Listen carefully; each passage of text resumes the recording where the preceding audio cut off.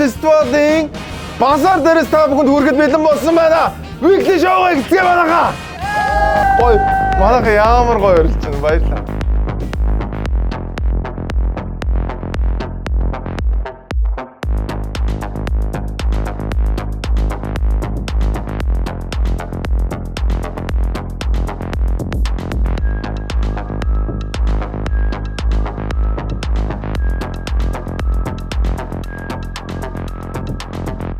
Mongolia.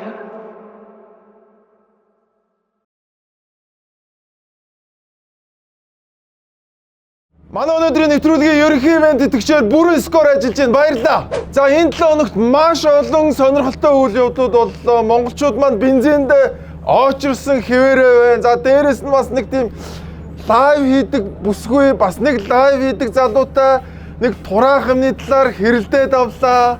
Тэрнээс нь болоод одоо салбарын сайд нь тэр юмыг заруулахгүй гэдээ бас нэг боо юм боллоо.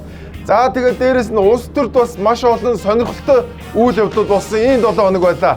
Ингээд бүгдээрээ мэдээгээ нэг нэгээр нь эхнээс нь үзцгээе. Монголчууд маань нэг үе одоо бас гай гадаад мададаар гоё аялцгаадаг болчихжээ. Нэг хэсэг чи одоо зөвхөн Вьетнам, Тайланд л явдаг байсан бол одоо Европ явдаг болсон байна.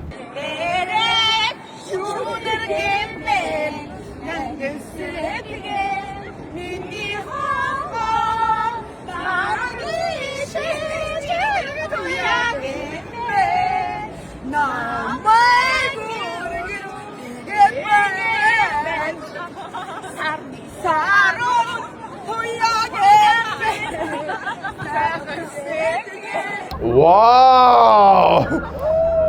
6 яг нэгэн бичлэгийг авч байгаа 6 Монгол бүсгүй Парисын цамхгийн жаврыг өргөтөл дуулсан байна монголчуудаа. Ямар гоё. Шууд навч өстэй таанц хийгээл те. Парисын цамхаг бүр доошоо харсан баг энд юу хүмүүс ирж дуулаад байна. Тэгээд монголчууд манаас гоё аялдаг болсон байна. Тэгээ аялж байгаа газар бас маш креатив байдлаар стори одоо рид хийдэг болсон байна. Тэгээд аялагч бүсгүйчүүдэд баяр хүргэе. Баярлалаа. Манай өнөөдрийн нэвтрүүлгийн ерөнхий ивент итгэгч бүрэн скорынхан маань 2025 оноос зээлжих зэрэглэлийн оног хөгжүүлж эхлээд за тэгээд 2026 оны 5 сараас ахуулаад зээлийн оноог нь хүмүүст өгж эхэлсэн байна. За ийм Монголиа руу ороод та бүхэн 3,000 төгрөгөөр зээлийн оноогоо шалгадаг байсан бол яг одоо та бүхэн 1000 төгрөгөөр шалгах боломжтой болсон байна. За зээлийн оноо гэдэг нь юу вэ гэхээр та зээл аваад ямар хугацаанд хэр найдвартай зээлдэгч байсан бэ гэдгийг тэр оноогоор та бүхэнд харуулна гэсэн үг. За тэгээд 300-аас 999 гэсэн оноо байгаа. Тэгээд энэ онооноос та адилхан хавцаа явж байгаа гэдгээ орж хараарай. Та зээлийн оноогоо харьлахгүй бол өөр хинч таныг харьлахгүй шүү. Бүрэн скорынхан баярлалаа. За энэ 7 хоног жингоо машинтай хүмүүс бол бүгдээр зарим нь бүр 24 цаг очирсан зураг байна. Зарим нь 12 цаг очирсан. За азтайнууд нь 6 цаг очирсан гэд хүмүүс бол хот хөдөөгүй бүгдээр очирлоо. За тэгээ мэдээж очирлж байгаа хүмүүс чинь хоорондоо бол бас муудалцсан. За дээрээс колонкийнхантайгаа муудалцаад авчаа. Колонки хэн болчих. Мусан жадаштай байж байгаа. Урдууранд хараад машиныг өгсөөр байж жолооч нар ингээд өдөрсөн хүмүүс нь бензин авчихгүй тэгээд эцэстээ ингээд нэрвтлээд. За олон цаг очирсан хүмүүс ч мэдээж уур нь өрнө. Тэгээд ямар нэг одоо хохирогч хайх хэвээр болно. Тэгээд хамгийн муухай зөвөн харагдсан хүн бол мэдээж шатхуун дүгэгч байж таараа. Тэгээ барьж аваад очоод барилцаж авсан зодолцсон. За дээрэс нь бас зарим нэг хүмүүс давуу ирэхээр бензин авчээ. 3875 ОК гэсэд гişүүн наарагийн машин гэж байгаа. Өө цаас нүүх гэсэн гэж шууд өгүүлж байгаа. Дандаа энэ хувь машин хүний машин байгаа байхгүй юу? Тэгээд бүгдээр дөрөг авчиж байгаа. Тэгээд хувь машинод орж ирэхлээр өртөө өгөхгүй. Дээрэтэ компанитай зөвшөөрлөлтөй номер дугаартай юм. Наарагийн машин юм. Гişүүн наарагийн машин юм уу? Харин тий наарагийн машин юм. Хувь хүний машин биш дандаа. За юу. Ухаантай хөөрхий залж байгаа. Одоо юм яриад ингээ оцсон зэрэг бичдэг даа ингээд. Гэхдээ гişүүн болохоор ингээд цаас нь үг гээд аваад идэх юм уу? Компани машин гэдэг бүгдээ компани машин гэж. Тэгэнгүүтээ орж номерын шүглэр дандаа хувийн машин байгаа байхгүй юу? Тэгээ энэ чи одоо нарагийн машин гэж. Нарагийн машин үг гэсэн гэдэг өгүүлж байгаа байхгүй юу? Гişүүн нарагийн машин гэдэг. За ингээд бас нэг бөө маргаа ингээд яахлаарэ гişүүн гэхлээрэ илүү эрэхтэй мүү өдр гэдэг нөгөө Жорж Оруэллийн зохиол дээр гардаг штэ амтны ферм дээр бүх амтэн тэгш эрэхтэй тэгтээ гахаа илүү тэгш эрэхтэй гэд гардаг штэ. Яг тэрэн шиг гişүүн болохоор л илүү эрэхтэй гэж бодоод их шүү. Тэгтээ гахаа гэдэг нь наараг хэлж байгаа юм шүү манайха. Тэр зохиол дээр тэгж гардаг шүү зөө. За ингээд бөө ярил уруултаа 9 шидийн болсон. За тэгээд засгийн газраас ер нь энэ нефтийн хангамж ер нь ямархуу байгаа юм бэ гэдэг талаар энийг хариуцсан мэрэгчлэлт нь одоо тайлбар хийсэн байгаа. Тэр чадхуун аавь явтан энэ юм тасралтгүй орж ичээ. За 8 сарын 1-ээс 11 өдрүүдэд Сүхбаатар бомтор 16,500 тонн аавь явтан зорчсон байна. 10 өдрийн хугацаанд.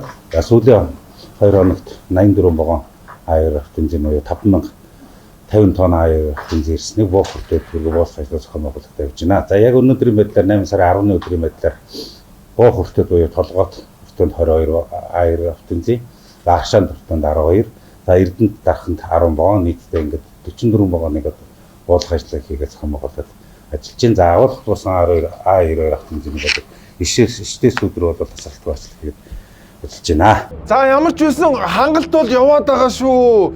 Тэгээд та хэд маань жоохон оочрлоод тэгээд дахин аваад байна. Ер нь бол хангалт орж ирээд байгаа шүү л гээд байгаа.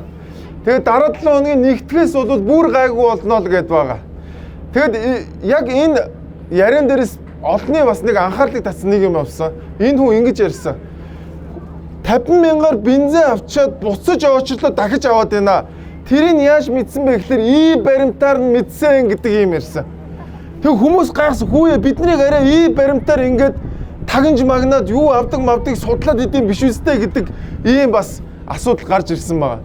За тэгээд хүмүүс дахин аваад байгаа учраас бензиний хомсдол үргэлжлээд байна гэдэг бас нэг иймэрхүү тайлбарыг хийсэн. За тэгээд бензин шагнад орсон. 92 байгаа болов уу? 92 байна. 1 литр нь хэд вэ? Байна. Сайн байна уу? 92 байгаа болов уу? 50 литр хэрэгтэй байгаа. 25 байгаа юу те? 1 литр нь хэд вэ? 10. Та өөрөө хөргөж ирэх юм уу те? 92 байгаа болов уу? 92 байна. Надаа байна одоо 20 литр шээ. 20 литр байгаа. Литр нь хэд вэ? 7,000 байна. 7,000. Хөргөж ирэх юм уу те? Хөргөж ирэх үү?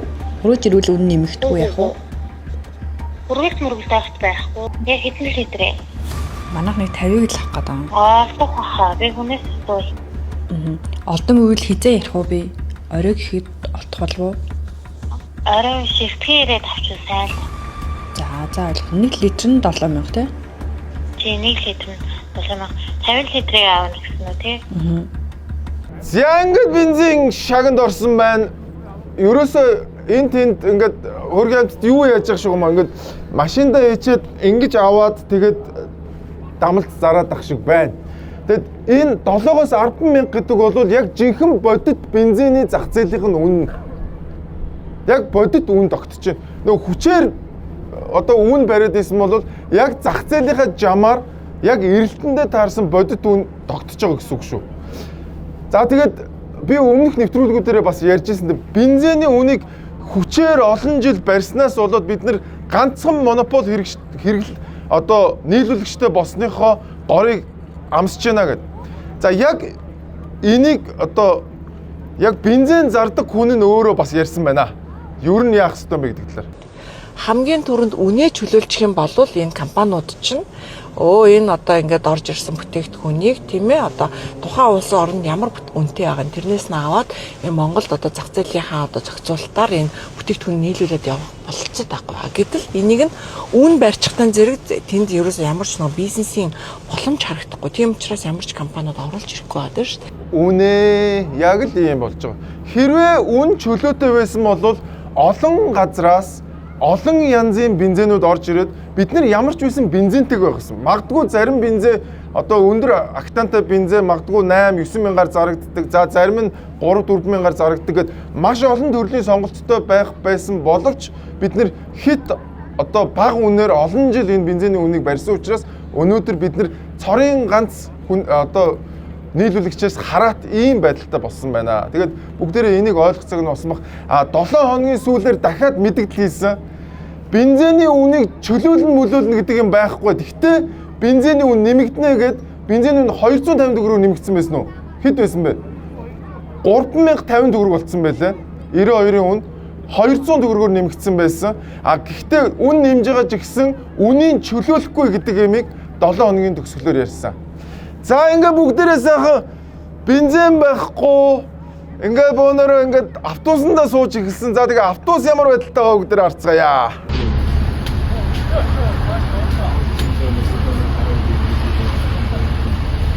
За ингээд автобусандаа суух гээд машиндаа суухлаар бензин байхгүй. Автобусандаа суух гэхээр амар одоо ингээд чигцэлтэд яг 90 он шиг болоод идэг. За тэгээ уг нь нэг скутер гэдэг нэг аштайхан гарсан байсан. Яг бензин тасалдахтаа зэрэгцээд скутерийг бас хаагаа исэн. Тэгээ монголчуудад биеийн тамир хийхэл цорын ганц сонголт үлдсэн байна. Тэгээ бүгдээрээ алхаж байгаа. Би ч одоо бас өдөрт бараг хичнээн километр алхаад байгаа. Хөссөө цуулаад алхаад. За тэгээ бас зарим нэг хүмүүс дугуйтай, хувийн скутертэй хүмүүс бол бас гоё баг шүү гэлээ. Тэр хүмүүс хамгийн жаргалтай байна Монголд те. Тэгээд бодлогоор монголчуудын эрүүл мэндэд улс төр маань улс төрчд маань бас санаа зовж биднийг алхаасаа гэсэн болоо да. Юмыг өөр нь бас гоё позитив талаас нь харж байгаа хэрэгтэй шүү дээ. За ингээд бензингүү болоод за ямар ч үсэн хэдүүлээ нэг бензиний үйлдвэртэй болоод одоо нефттэй олборлоод явъя. За тэгээд бензиний үйлдвэртэй болгосон чинь нефт нь олдохгүй байна. Тэгэхээр нефт олборлоо яваа, нефтийн хайгуулаа эхлэе гэдгсэн чинь яг нефтийн хайгуул хийж байгаа газар нь бас эсэргүүцээд эхэлсэн. Аймгийн Мартад сум болон Скватер хужаанар сая энэ аваарт орсон хужаач байж идэг ингээд энэ дураараа ингээд нутаг ус бузарлаа энэ газрын эдгээр газрын зөвшөөрөл байхгүй энэ кемп барих зөвшөөрөл нь хаана хармаар байна. Кемпийн зөвшөөрөл чинь байгаа мó кемп буулгах гэсэн зөвшөөрөл чаана. Энийг хариуцж байгаа нь хэн хариуцж байгаа? Хэн хариуцж байгаа? Энэ хужааныг хэн хариуцж оруулж ирсэн? Эдгээр өөртөө яаж мэдэж ирсэн юм бэ? Энийг тэр ял мол нь анхааралтай аваач одоо энэ Дорнод аймгийн засаг дарга нь байгаль орчны газар ингээд энэ иргэний гадаад иргэний харьяат нь юу хийж байгаа юм? Энэ одоо хужааныг хэн хариуцж оруулж ирсэн бэ? Бидрийг хэн ингээд өрмийн талбай барихыг хэн зөвшөөрөл өгсөн? Хэн энэ газрын энэ кемпийн хэлбэр газрын тэр хөгшөө үгүй тэр тэр яг л тэрний араар урдیں۔ За ингээ нөгөө нэг нефтийн одоо хайгуул хийж явсан хүмүүстээр лайвчд очоод яг одоо зогсоо. Биднэрт нефт хэрэггүй. Хэн энэ зөвшөөрлийг өгсөнгүй? Хэн өгөхөвдөө төр засгал өгөхгүй да өөр. Тэгээ манай Монголд ерөөсөө ингээ нэг юм хийх болохоор нэг юм шантажны хүмүүс гарч ирэл эх оронч нэртэй баахан шантаж нар гарч ирэл ингээд явдаг. Цагдаа нар ирээд тайлбарсгүй наад хүмүүс чинь хууль ёсоор хийж байгаа гэдэг тэрний ерөөсөө тоож байгаа ч юм байхгүй. Тэгээд ерөөсөө л олон нийтээс лайк цуглуулаад тэгэл попперчлээ тэр улс орны эрх ашиг машиг энэ хүмүүс ерөөсөө ямар ч хамаа байхгүй. За ингээд төрөл бүрийн шантажд байна манайхаа. Ингээд нефтэн дээр очиж гин уул уурхаа дээр очиж шантажлж гин. За тэгээд шантажлж байгаа мөнгө авдаг бол бас дахиад нэг төрлийн шантажд байна. Тэр хүмүүс бүр хууль хүчний байгууллага шиг хүмүүс тандж байна. За тэрийг харцгаая. Ерөөсөө ийм амар ингээд К1 би энэ К1 визээр танаа ингээд К1 визээр энэ К1 визээр бол ийм юуны шууны ам хийх ийм амар зөвшөөрлийг удаадараа ингээд хууль зөрчиж ингээд хийж байгааг би гайхаад байгаа хгүй. Энэ бүх хүмүүсүүд нь ингээд К1 ингээд визтэй бичлэг хийдэг юм. Визтэй. Аха. Би угаасаа энэ хүмүүсүүдийнх нь биш. Визнийх нь юуг нь гаргаж байна. Энэ хардаа ингээд ийм олон бизнес зөрчил бүгд одоо энэ дотор шүү дээ ганц энэ шууны одоо үйл ажиллагаа явуулах ийм зөвшөөрлөлтэй виз байхгүй. Бүгд ийм К1 визтэй. Ийм л байна. За манай сайн дурын иммиграшныхаа очоод хүмүүсийн мөр паспортыг хурааж аваад үзлэг шалгалт хийгээд за энэ ч бол шонхор одоо барьж исэн арабууд дээр очоод ингээд сайн дур. Тэгээ ер нь ийм болчих манайхаа. салбарын шантаачд бий болчих. Уул уурхайн шантаачд гэдэг тусдаа. Шонхрын шантаачд гэдэг бас хэдэн хүн байна. Яг шонхор дээр ажилладаг шантаа хийдэг хэдэн хүмүүс. Бүр ингээд мэрэгшсэн байна. Тэгээ энэ гадны хүмүүс бүр гайхаж байна. Энэ Монгол улс ч одоо энэ төр засаг гэж байдгүй юм уу? Хууль мууль гэж байдгүй юм. Каник гэдэг виз чинь угаасаа яг одоо хууль ёсоор явж байгаа виз واخгүй юу? Тэгэхэд тэрэн дээр очиод ингээд шантаж игээд тэгээ энэ хүмүүсийг яагаад хууль хүчний байгууллага зогсоохгүй байна? Яагаад энэ хүмүүсийг ингээд шантаж хийгээд байх нь ингээд зөвшөөрөөд байна? Тэгээ эдгээр бүр хамгийн амар за одоо энэ шонхрынхан бол бүр амар болсон. Бүр ингээд Сауди Арабын хунтаачийн зураг мургийг тавиад бүр ингээд бүүлэдж байран зөө бүр амар болсон. Бүр үнэхээр ичмээр. Энэ чинь хоёр улсын харилцааны ийм асуудлыг хүртэл ингэж гаргаж ирээд тэрүүгээрээ шантаж хийдэг болсон. Энэ бол үнэхээр амар болсон. Монгол улс бензингүй байна, нефт хэрэгтэй байна гэдэг ахтлаа очиж шантаж хийгээд. Үнэхээр энэ хүмүүс үнэхээр аимшигтай. Тэгэд яг энэ хүмүүсийн талаар манай хөл бөмбөг тайлбарлагч залуу айгүй гой одоо ярьж өгсөн байна. Ер нь энэ эх оронч шантаж гэдэг чинь ямар хүмүүс юм бэ гэдэг талаар. Орчин үед эх орноо яаж худалдаг талаар би та бүхэндээ нэг гой сонирхолтой ярьж өгье. Гүржид ингээд манах шиг янз янзыг бол том төсвүүд хэрэгжих юм бол дандаа асуудал гардаг. Одоо ингээд уран ч юм уу, цахилгаан станц ч юм уу, усан цахилгаан станц янз янзын ингээд уул уурхайн баялаг ингээд ашиглангууд асуудал гардаг. Яг манахаас жоохон өөр ч гэсэн ингээд том төсвүүд болгоно ингээд зогсоодог хэдэн нөхдүүд гүржид нь өөрсдөө тийм. Тэр нь гаднаас санхүүждэг тийм. За тэнгуэл манай дээр яг ийм асуудал байдаг тийм. Бид нар ингээд том төсөл ингээд хэрэгжүүлэх гингүүд янз янз ингээд асуудал гарч. Одоо ингээд усан цахилгаан станц, уран за байгалийн одоо энэ нөөцөө ашиглах баялаг биш нөөцөө ашиглахтай нүүрс зис алт ч юм уу тий одоо халзан бүрхтэй орд ч юм ингээд янз янзын ингээд төсөл ашиглахлаа л бөө ингээд хүмүүс хараад тэр нь дандаа гаднаас санхүүждэг одоо хуурамч их оронч. Тэгэхээр орчин үед ерөөдөө эх орноо зардаг хүмүүс Украин дээр ч тэр гүрж дээр ч Монгол дээр ч гэсэн хэлбэр нь одоо өөрчлөсөн агуулганы адилхан ийм хүмүүс эх орноо зардаг гаднаас санхүүжд эх оронд хэрэгжиж байгаа том төслүүдийг унгаадаг төрдөө итгэлийг үгүй болгодог тий жишээлбэл гүржид саг шүлгийн хамгийн том одоо ихсэн гавь цагдаагаас ихсэн. Яг бол цагдаагийн ажлаач явуулснаар шал өөр болгож реформ иргэдэн цагдаатай итгэх төрдөө итгэх эх орондоо 50 амьдрах хотын гудамжаар аюулгүй явахын боломжуудыг бүрдүүлж өгсөн байна. Ингээд гүрж бол цагдаагаас эхлээд маш том өөрчлөлтүүдийг хийсэн. За тэгэхээр нөө манад ямар юунууд тэгэхээр манад бол энэ төрдөө итгэхлийг байнга суулгахын тулд байнга хэрүүл тэмцэл янз янзын хэргүүд гаргаж ирэл ингээд асуудал гаргадаг. Тэгэхээр орчин үед эх орноо худалдаг хүмүүс ийм төр төрхтэй болсон шүү гэдгийг хэлэх гэсэн юм аа. Үнэ бүр ямар үнэ хэлсэн бэ? Дайны хажуугаар дажин гэж нэг жоохон ингээд нэг хөрөнгө оруулалт авах гал нөгөө нэг нефтээ олборлох гол ингээд нэг жоохон явах гэхэл нөгөө нэг шантаж чинь нөгөө нэг эх оронч нэртэй шантажд манд гараад ирэх юм аа. Айгүй хэцүү. Тэгээ одоо энэ эдээга нэг зэгцэлж цэвэрлж авахгүй бол манай Монгол ус хөгжихгүй нэ манайхаа. Энэ бол үнэхээр аимшигтай. Тэгээ хөл бөмбөг тайлбарлагч Батсай бол үнэхээр маш гоё хэллээ те. Орчин үед эх орноо худалддаг хүмүүс эх орончийн дүрээр гарч ирдэг болсон шүү гэдгийг маш гоё хэлсэн байна. Тэгээд энэ шонхрын бизнес хийдэг те.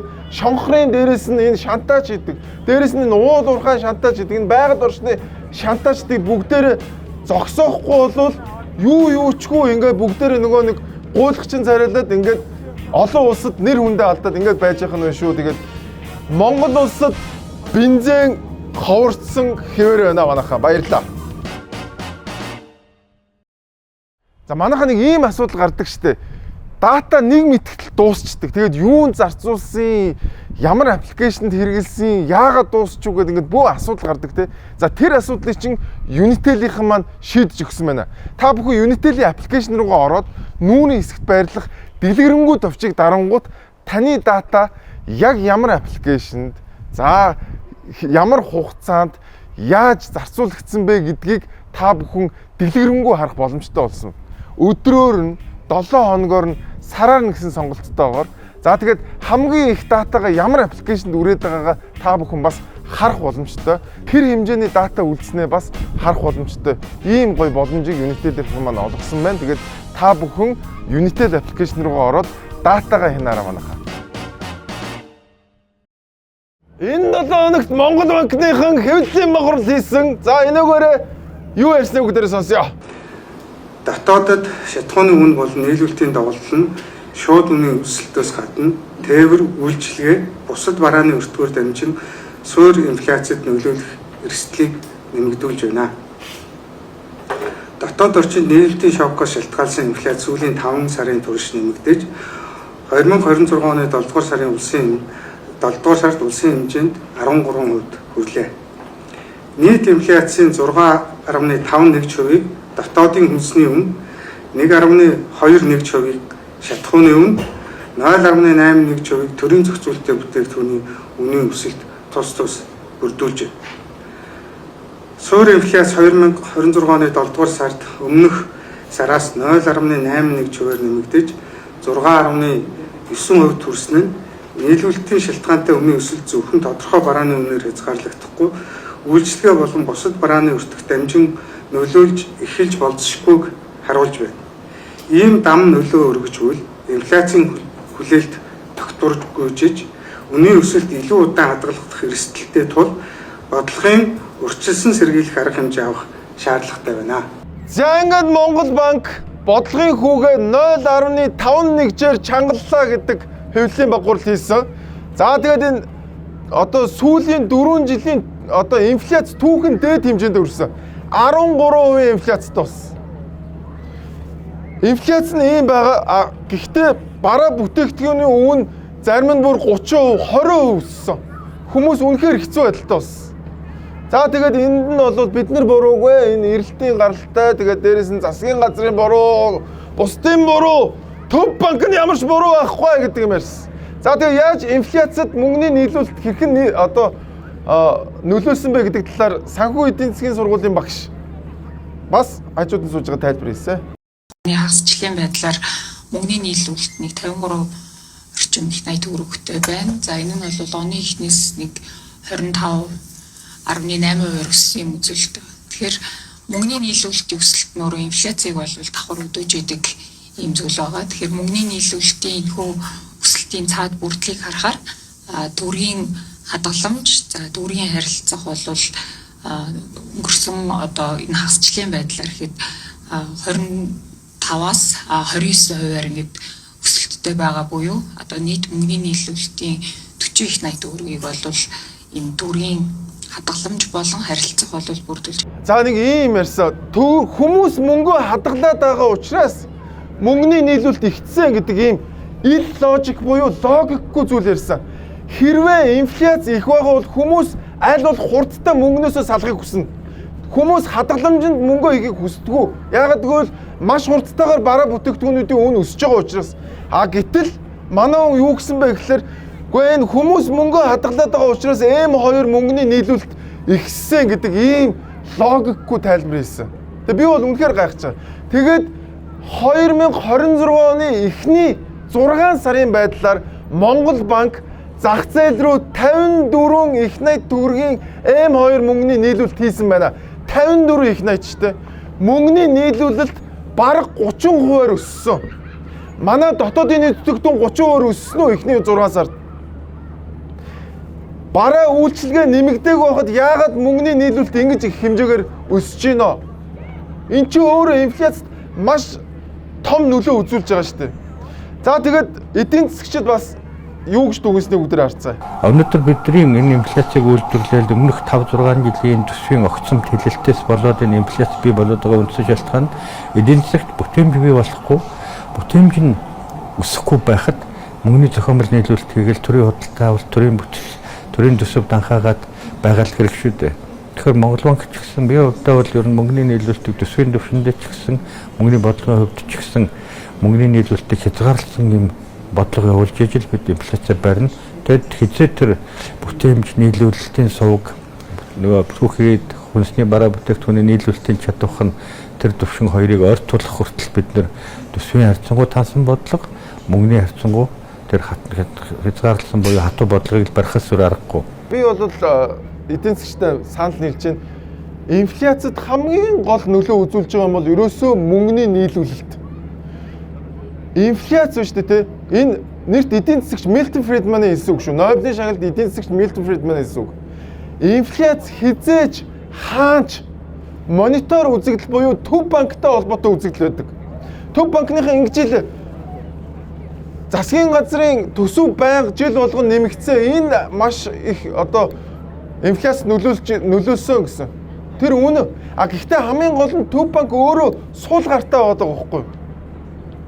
Тийм учраас инфляц Ингэж өнөөдөр 4 жилийнхаа түүхэнд 7%-ийг уг нь онлоод байгаа шүү дээ өрх юмд. Инфляц 7% байх ёстой гэдээсээ одоо аль хэдийн 13% болсон. Оны эцэд хэд болохыг хэн ч таашгүй. Тэгэхээр нэгдүгээр тийм нь, хоёрдугаарт Төв банк улс төрөөс маш хараа тулсан. Бүхэл бүтэн намаас хүн томилуулдаг болсон. Монгол ардын намынхан бүхэл бүтэн өөрийнхөө бэд хийжсэн үнийг авчиад Монгол банкны дараагаар томилчихж байгаа. Улс төрөөс хараад байх юм бол энэ инфляц чи эзэд зогсохгүй шүү дээ. Төв банкыг зүгээр өөрийнхөө ингээд шидэд тохиор ATM болгоод ашиглана шүү дээ. Тийм учраас өнөөдөр бидний карманд байгаа мөнгийг үнгүүдүүлэх замаар Монгол банк биднийг татварлаж байна. Засгийн газартаа нийлээд.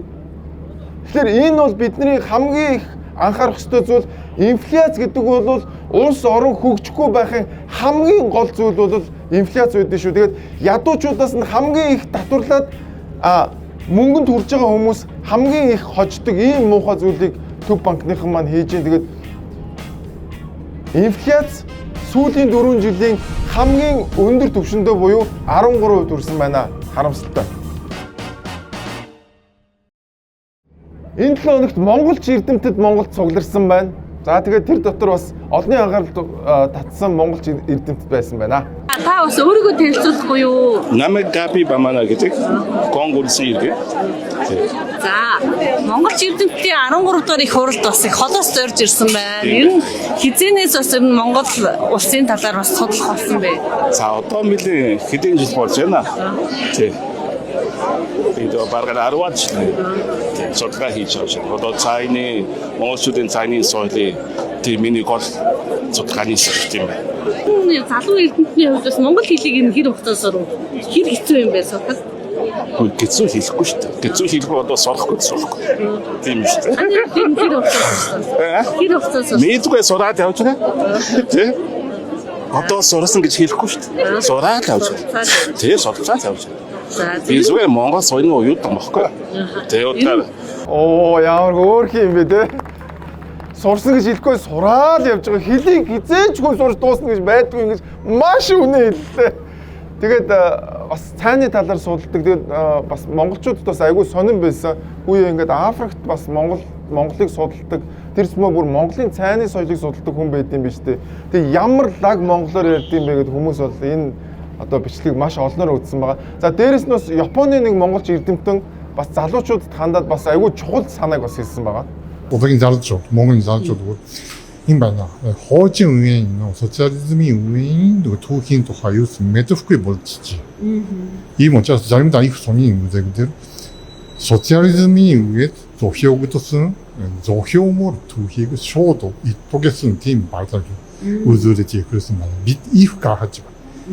Энэ гочаад жил Монголын судлаач бид бас Япон судлаач бас Орос яалгын Оросын Монгол судлаач шинэ түүхийг судлаад ирсэн хүмүүс нэрээд үнэн байдлыг ирээд хийлж ирсэн мөрөөрөө тэр тоохгүй болсон гэдэг их сони үзэгдэж байна гэж бид бодож байна. Тэгээ энэ монголч эрдэмтэн маш гоё санаа хэлсэн. Энэ сүүлийн үеийн монгол залуучууд социализмын үеийн түүхийг ерөөсөө судалгаа болцсон байна. Тэгээд дээрэс нь тухайн үед байсан нөгөө Монголын түүхийг ингээд манипуляц хийгээд буюу одоо шинээр бичээд одоо худлаа түүх болгоцсон тэр зүйлийг үнэн гэж итгээд ингээд яваад байна. Энэ дээрээ маш сайн судлах хэрэгтэй байна гэдэг айгүй гоё санаа хэлсэн. Тэгээд залуучуудаа бас судлаараа мартаж болохгүй давтахширгүй түүх гэдээ бас яг жинхэнэ Монголын түүх яг юу болсон те нэн шинэ үеийн түүх ямар юм болсон бэ гэдгийг тайлбарсан тийм гоё контент бас байгаа шүү. Тэрийг бас үзээрэй залуучуудаа. Тэгээд социализмын үеийн түүхийг судлах бол маш чухал шүү гэдгийг хэлмээр байна. Тэгээд энэ 7 хоногт монголч эрдэмтэд Монголд цугларч бөөнөрөө сайхан хуралдсан байна. Баярлалаа. За та бүхэн өсөлтийн насан дээр яваа хүүхдтэй болвол хүүхдтэй хангалттай өсөлтийн амин дэмийг өгч чадж байгаа юу? Хэрэв үгүй гэж бодож байгаа бол яг одоо наашаа анхаарлаа хандуулаарай.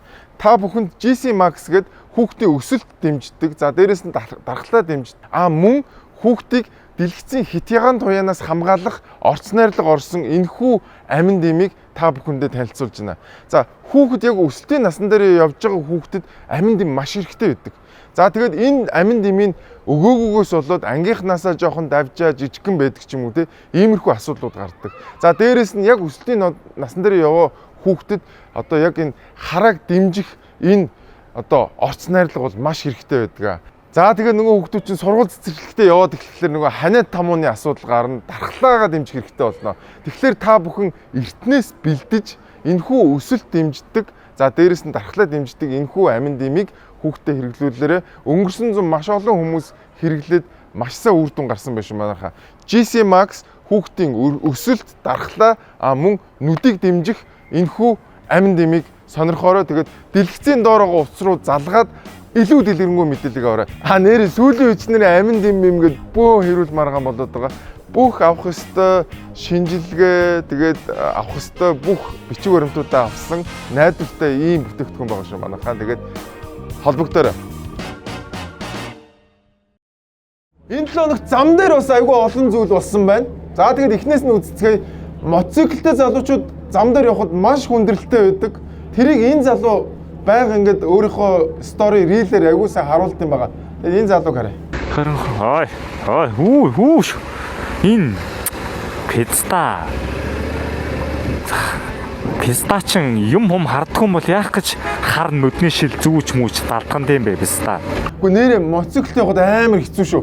Байж байгаа л нэгэн шахаад ороод ирнэ. Байж байгаа л хоёр зураас даваад мөрөгчин зөө айгүй хэцүү. Тэгээд энэ залуу мотоциклтэй хүмүүс явахад ямар хэцүү зам байдсан бэ гэдгийг аягүй сайн харуулдаг. Тэгээд дээрэс нь бас энэ 7 хоногт сураантай хүүхдүүд дээр бас одоо автын цагдаагийнхан маань ажиллагаа явуулсан байна.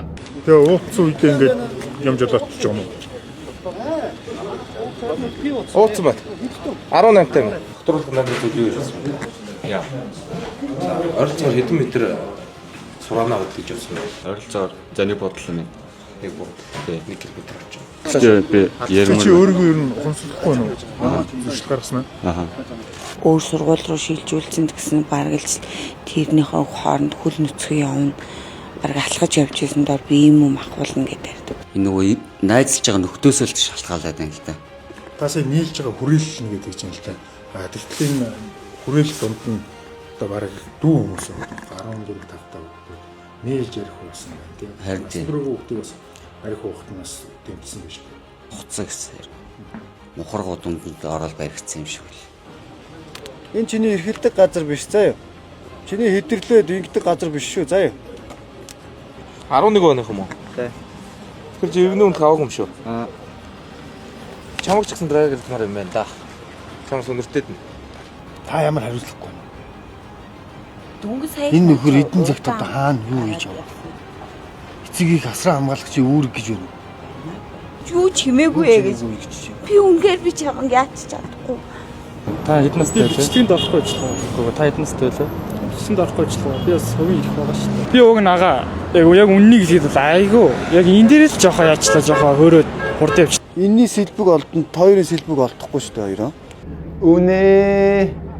За тэгээд одоо ер нь бол ангилалтай насанд хүрсэн хүмүүс л сураан барих юм байх шүү. Эцэг эхчүүдээ. Тэрийг аягүй сайн анхаарахгүй. Тэгээд надад зүгээр энэ цагдаа нарын сүүлийн үеийн цагдаа нарын энэ хандлага аягүй хөөрхөн болцсон юм шиг санагдаад. Одоо ингээ хараад тахад энэ дандаа жинзи цагдаа нар байгаад байна дандаа. Харахад та нар харж байгаа шүү дээ. Дан жинзи цагдаа нарыг хандлага мандлага нь арай өөр болсон дээ. Та хоёрын энэ дугууны сэлбэг бол та хоёрын сэлбэг олдохгүй болдгоо бүр нөгөө хүндээ бүр амар хайртай байгаа байхгүй тий. Дээрэс нь бас энэ 7 хоногт бас үлээлгсэн байна. Тэгээд энэ үлээлгэн дунд амар азтай нэг залуу орцсон ёо.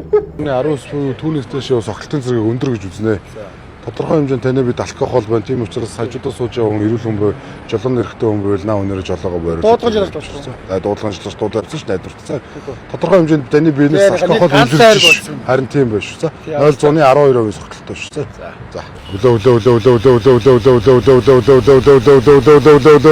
За. Яг ингэж байгаа би ухаалаа үлээ өөрийнхөө амьсгаа бас гаргаад байгаа. Үлээ.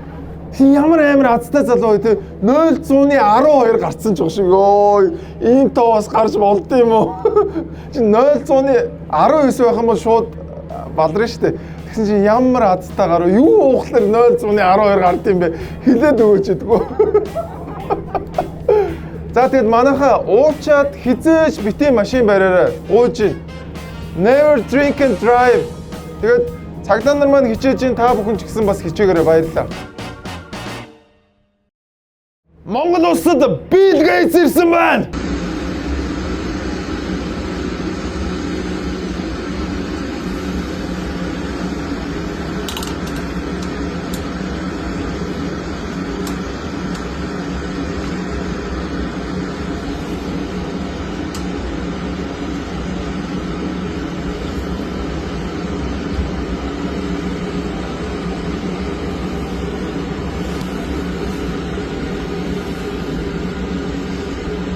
За энэ бичлэг гараад Монголд одоо ерөөсөө би уг нь айгүй баярлах байх гэж бодсон байхгүй. Би яг үнийг хэд Bill Gates-ийн тэр улс төрийн байр суурьд нэг дургуй заяа.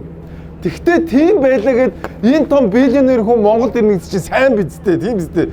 Монголд мөнгө оруулж ийн, Монголыг сурталчилж ийн, тийм биз дээ. Энд чинь сайн байхгүй. Тэгсэн чинь монголчууд таалагдсангүй. Өстө амар байсан. Энэ өстө хүүхдийн мах итгэхээр ирлээ гэн. Өстө нөгөө яасан гинөө бараг яахлаарэ баян үлгээд буудгийг. Өстө наарагийн яриад исэн зөв байсан юм биш үү гэж. Бурхан минь би бүр яг энэ бичлэгний доор бичсэн комментээр яана энэ Монгол улсад ерөн сэхэл байгаа мó гэж бодсон шүү дээ. Би зүгээр улс төрийн юм ингээд байр суурь мөрийг харуул би дургу байх болно шүү дээ тий. Гэхдээ тэр ямар амаа Монголд ирж байгаад чинь тийм үстэй. Тэгээд юу вэ тэр доор нь бичсэн комментиг хараад үнэхээр сэтгэлээр уусан шүү. Тэгээд Монгол улсад маань ямар ч үсэн дэлхийн тэр бомбнуудын нэг таны өдөр болгон ашигладаг Windows-ийг чи хийсэн нөхөр хөөе. Нөгөө Windows дээр суудсан нөгөө Bill Gates-ийг муудаад байгаа байхгүй. Улгаачийг зайлуул гэл нөгөө Windows дээрээс л бичээд байгаа. Тэгээд тэгсэн чинь нэг амар гоё мем явцсан байсан. Нөгөө жавхлангийн юун дээр ингээд Bill Gates үгээд тэгээд ивэл та нар битээ миний үйлдвэрлэлийн системийг ашиглаарай гэсэн зураг явуулсан. Тийм байна. Тэгээд манайхаа бас юм болгон дээр ингэж токсик байхаа болчихдгүй монголчуудаа. Гэхдээ нэг хүн ирээл биз яваад тэрэн дээр хүртэл ингэж сенсацлага болиоддохгүй манайхаа сэтгэл зүйн эрүүл мэндтэй анхаарай үзэж байгаа нөхрөө. Та бүхэн бизнесийн автомашины хэрэглээний шуурхай зээлүүдэд илүү урт хугацаатай, илүү уян хатан нөхцөлтэй, илүү өндөр дүнтэйгээр Инвескор санхүүгийн байгууллагаас авах боломжтой юм шиг манайхаа. Инвескор нь олон улсын стандартад нийцсэн санхүүгийн байгууллага юм а.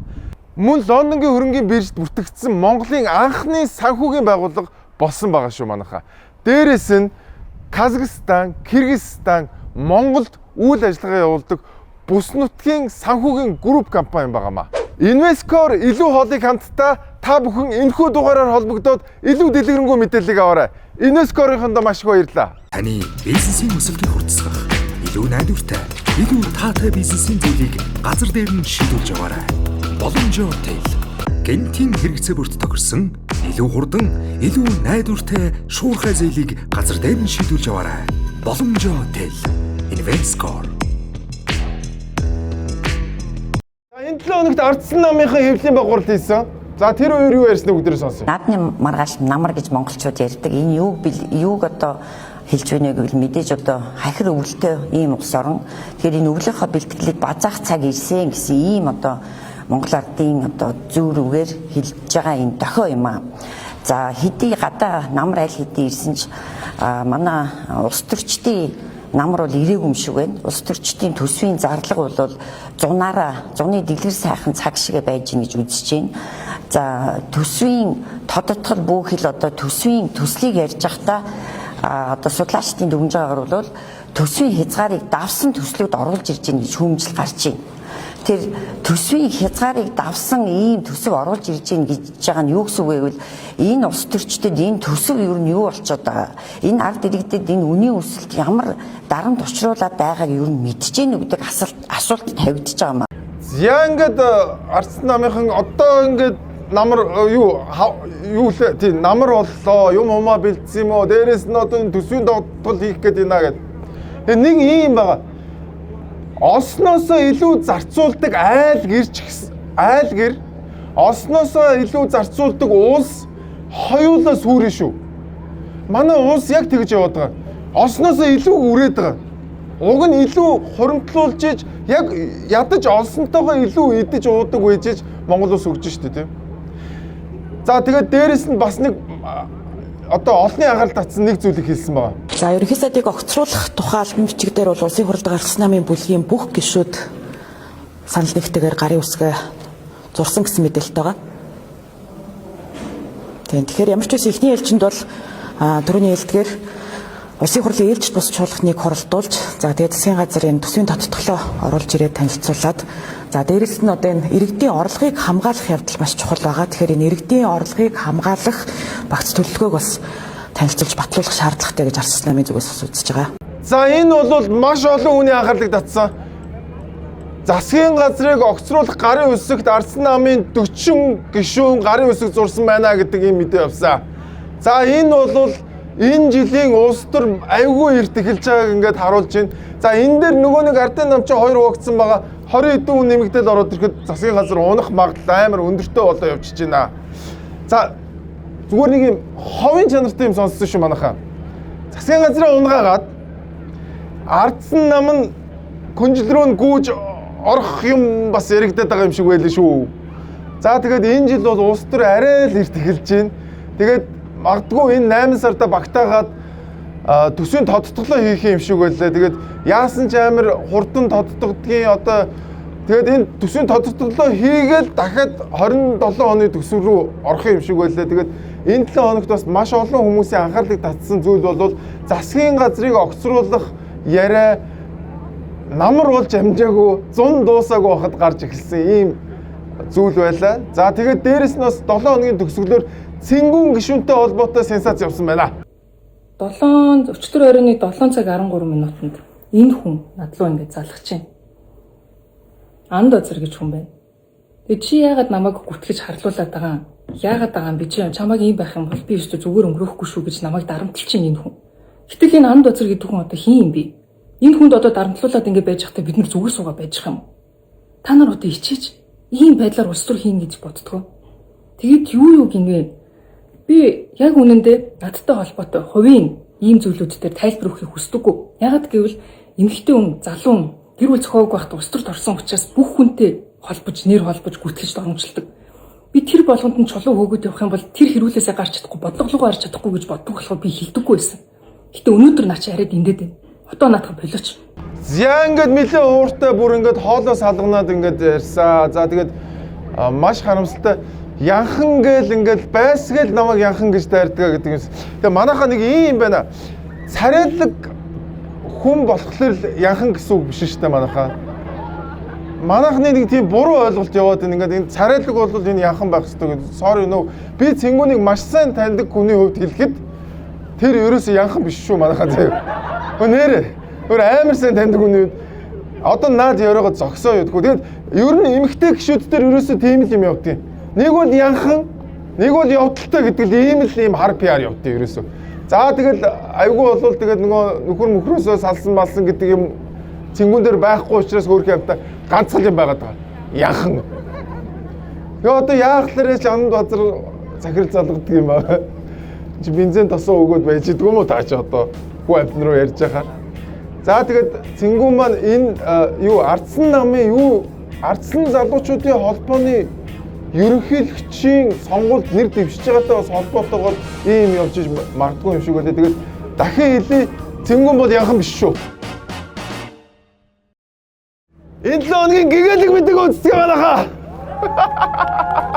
За ихэнх хүн цайны цагаараа амарч хоол идэж өнгөрөөдөг бол энх төвшний хувьд цайны цаг бол зөвхөн хоол идэх цаг бус ойр орчноо цэвэрлэх боломж юм а.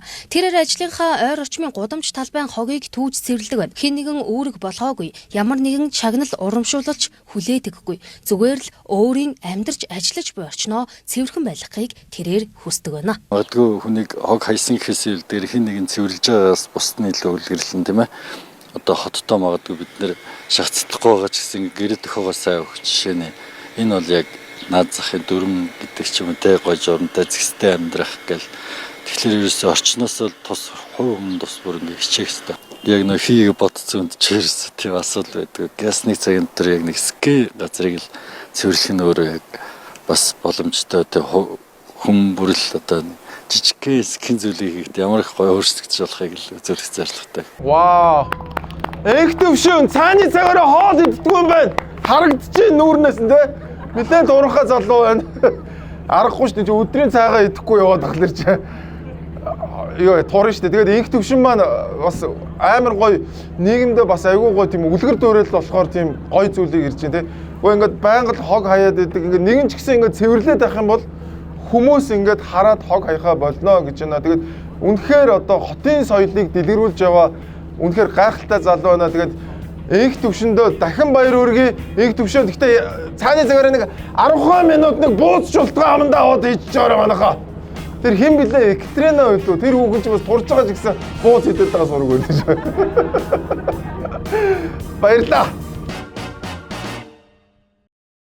За ингээд weekly show-гоор өндөрлж намайг weekly show-го ийм олон гоё үзэгчтэй хийх боломж олгосон хар орон фестивалийн базарынханда дахин баярлалаа гэж хэлмээр байна манайхаа. Тэгээ өөш манайхаа энэ хар орон фестивал дээр миний айгүй одоо олон жил харж явсан артист ирж байгаа заяа. Тэр нь болохоор Casablanca гэдэг хоёулаа одоо шууд амьд перформанс хийдэг хоёр лаг DJ ирж байгаа. Дээрээс нь юу лээ? Boyzone хамтлагийн дуучин Ronan Keaton бас ирж байгаа. Тэгээ үнэхээр лаглаг энэ хоёроос гадна өчнөө олон гадны артистууд ирж байгаа. Тэгээ та бүхэн бас хар хорин фестивал дээр ирээрээ. За тэгээд ямар ч байсан намрын улс төр бол маш ихт эхэлж байна. За тэгээд дараа 7 хоногудаас нөгөө ерөнхий сайдыг огцруулах. За тэгээд бензинтэй холбоотой гээд маш олон асуудал байх юм шиг байна. Дахин нэг зүйлийг хэлмээр байна. Олсноосоо ихийг үрж байгаа хүнч вэ, айлгэрч вэ, уус орон сүрдэг, дампуурдаг энэ бол жам шүү манайхаа. Амраас weekly show-д баярлалаа. Дараа 7 хоног тэргүй уулзцаа. Холбогдороо манайхаа баярлалаа. Хайртай шүү. Йоо ямар амар олон хүмүүс вэ? Йоо ямар амар олон юм бэ? Баярлалаа манайхаа. Энэ хүмүүсийг нэг гоё аваад яагаад? Алив та хэд гоё. Би нэг гоё та хэдийн бичлэг хийж чадах уу? Weekly show дээрсээ бүгд баярлалаа манайхаа. Оо ямар гоё юм. Ийм болоо ямар гоё юм. Nice баярлалаа.